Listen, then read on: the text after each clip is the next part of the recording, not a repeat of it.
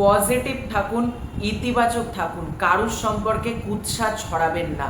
এই পোস্টটাতে স্বয়ং জিতু কামাল এই কথাটাই বলছেন। জিতু কামাল নিজে বলছেন কারুর প্রতি কারুর প্রতি উৎসাহ কটূক্তি করতে বারণ করছে। এক্স্যাক্টলি কি ঘটনা আজকের এই ভিডিওতে পুরো ব্যাপারটাকে নিয়ে আমরা আলোচনা করব। তার আগে ছোট্ট অনুরোধ করব, চ্যানেলে প্রথমবার হয়ে থাকলে চ্যানেলটাকে সাবস্ক্রাইব করে দাও। হ্যাঁ, আর অবশ্যই কিন্তু পুরো ভিডিওটা মনোযোগ সহকারে ধৈর্য ধরে তোমরা একটু দেখো। আর তোমাদের যদি ভিডিওটা ভালো লাগে ভিডিওতে একটা লাইক করো, কমেন্ট করো।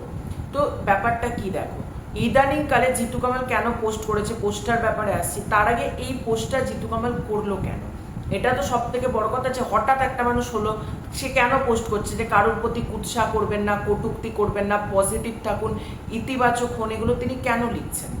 ইদানিং কালে জিতু কামালের সাথে তো কম নোংরামি, কম অন্যায় তো হলো না। আমরা তো দেখতেই পেলাম অগ্রজিৎ চক্রবর্তী সে জিতু কামালের এগেনস্টে কথা বললেন, মৌসুমী ভট্টাচার্য সে জিতু কামালকে নিয়ে কথা বললেন।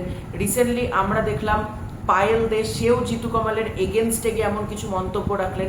এবং রিসেন্টলি একটা বিহেভিয়ার শিরিন পালের, সেটা দেখেও অনেকে মানে শিরিন পালের ওপরও প্রচণ্ড রেগে, সেটার দিকে আমি যাচ্ছি না। সে মানে শিরিন পালেরটা এক্স্যাক্টলি যে প্রচুর শিরিন পালেরই প্রচুর দোষ রয়েছে, গুণ রয়েছে, এগুলোর দিকে আমি যাব না। তো বাদবাকিরা যেভাবে তার প্রতি কটূক্তি করলো, তার প্রতি কুৎসা করলো, সেটা কিন্তু প্রচণ্ড খারাপ ব্যাপার। তো জিতু কামাল একটা পোস্ট করেছে, তিনি এখানে কাউকে টার্গেট করেননি, কিন্তু তিনি বুঝতে পারলাম পোস্টটা দেখে যে ওনার ব্যাপারটা কিন্তু খারাপ লেগেছে। আর খারাপ লেগেছে বলেই কিন্তু তিনি এই কথাটা বলছেন। তিনি একটা রিল পোস্ট করেছেন, ইনস্টাগ্রামেরই রিল ফেসবুকে পোস্ট করেছেন, এবং সেখানে জিতু কামালকে আমরা পোজ দিতে দেখতে পাচ্ছি। নানানভাবে জিতু কামাল ফটোশ্যুট করছে, চশমাটা একবার খুলছে, মাথার চুলটা ঠিক করছে, এরকম আমরা দেখতে পাচ্ছি। এখানে জিতু কামাল ক্যাপশনে লিখছেন, পজিটিভ থাকুন, ইতিবাচকতার মধ্যে বাঁচুন, জীবনে ওঠা পড়া কুৎসা প্রশংসা লেগেই থাকবে, প্লিজ দয়া করে কাউকে কটূক্তি করবেন না। লাস্ট লাইনটা ভালো করে শোনো, প্লিজ দয়া করে কাউকে কটূক্তি করবেন না। এখানেও যদি কেউ জিতু কামালকে বলে যে জিতু কামাল নিজের স্বার্থ ছাড়া কিছু দেখেন না, তাহলে কিন্তু জিতু কামাল লিখতো, যারা এই কথাগুলো বলেন না যে জিতু কামাল তো খুব স্বার্থপর, তাদের এটা জানা উচিত যে জিতু কামাল যেটা বলছেন যে কারোর প্রতি কটূক্তি করবেন না, কাউকে খারাপ কথা বলতে যে বারণ করছে জিতু কামাল, সেটা কারোর প্রতি কিন্তু লিখছে, কাউকে বলছে, কিন্তু বলছে না। জিতু কামাল যে এই কথাটা বলছেন, লাস্ট লাইনটা আমরা দেখি, প্লিজ দয়া করে কাউকে কটূক্তি করবেন না।